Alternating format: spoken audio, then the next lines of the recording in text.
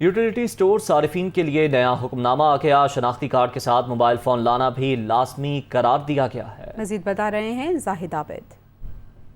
जी बिल्कुल, आम मार्केट की महंगाई से रिलीफ देने के लिए यूटिलिटी स्टोर्स पर सस्ते नर्ख पर आवाम को अशिया फराहम करने का बंदोबस्त किया जाता है, जिसके लिए मुख्तलिफ शराइत आयद की जा रही हैं। पहले शर्त आयद थी कि अगर आपने आटा, घी और चीनी लेनी है तो इसके लिए आपका शनाख्ती कार्ड होना लाजमी है। अब इसमें मज़ीद सख्ती कर दी गई है। सख्ती ये की गई है कि अब आपके पास मोबाइल फ़ोन होना भी ज़रूरी है, कि जिसके बाद शनाख्ती कार्ड का नंबर दर्ज होगा काउंटर पर दर्ज होने के बाद नादरा के पास आपके शनाख्ती कार्ड नंबर जाएगा, जिसके बाद नादरा वेरिफिकेशन करके सारफ के मोबाइल फ़ोन पर एक कोड भेजेगी। वो कोड काउंटर पर बैठे शख्स को बताना होगा, जो कि उसे बिल पर एंटर करेगा, जिसके बाद उसकी वेरिफिकेशन हो सकेगी और उसके बाद आटा, चीनी या घी इसमें से कोई भी चीज़ खरीदनी होगी वो सारफ को मिल सकेगी। और सबसे बड़ी बात ये कि इस तमाम प्रोसेस की नादरा फीस जो है वो 6 रुपये वसूल कर रहा है। तो इस किस्म की सूरत पैदा हो चुकी है, जिससे ना सिर्फ सारफ को